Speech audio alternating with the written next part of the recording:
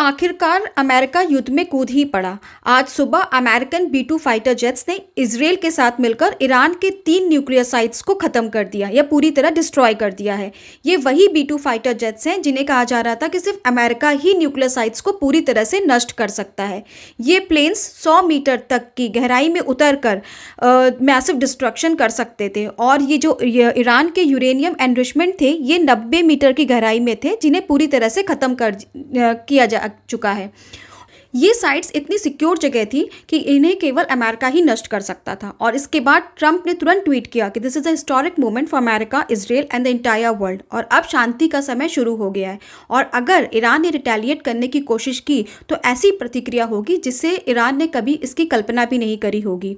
और इसके बाद ईरान में अफरा तफरी मच गई है। उन्होंने अपने सुप्रीम लीडर को तो पहले ही बैंकर में छुपा रखा था क्योंकि उन्हें ऐसा लग रहा था कि अमेरिका उनका भी असैसिनेशन कर सकता है और इसकी आईनी ने 3 सक्सेसर अनाउंस कर दिए हैं क्योंकि इजराइल लगातार उनके आर्मी चीफ, इंटेलिजेंस चीफ्स और साइंटिस्ट को लगातार प्रिसिशन स्ट्राइक्स के जरिए एलिमिनेट कर रहा था। तो खमेनी को या उन्हें डर था कि शायद अगला सक्सेसर अनाउंस करने के बाद भी उनको टारगेट किया जा सकता है, इसलिए उन्होंने 3 सक्सेसर एक साथ अनाउंस किए हैं और ये ईरान के इतिहास में पहली बार हुआ है। ईरान के विदेश मंत्री ने अपने एक इंटरव्यू में कहा था कि how can we trust America, that trust is broken.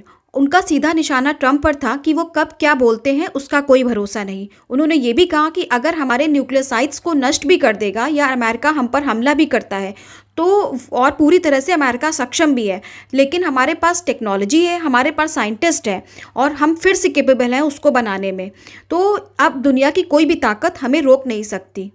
देखिए, ये कोई हिटलर का ज़माना नहीं है कि आप किसी भी देश को नक्शे से हटा दें और ईरान लगातार ओपनली खुलेआम बोलता आया है कि हम इजराइल को मैप से हटा देंगे और यहूदियों के अस्तित्व को ख़त्म कर देंगे। अब इसकी प्राइस तो आपको चुकानी ही होंगी। इस युद्ध में एक इंटरेस्टिंग बात और है कि सारे सुन्नी देश ओपनली ईरान को सपोर्ट नहीं कर रहे हैं। इनफैक्ट इनडायरेक्टली वो पीछे से इजराइल को ही सपोर्ट कर रहे हैं और ईरान ने इन देशों से अपील भी की कि सारे इस्लामिक देशों को एक साथ खड़े होकर इजराइल के अगेंस्ट होना चाहिए, लेकिन ये नैरेटिव था कि इस्लाम के नाम पर एक हो जाएंगे, पर ऐसा भी कुछ हुआ नहीं। ट्रंप ने यह भी कहा कि Iran is the most terrorist sponsoring country.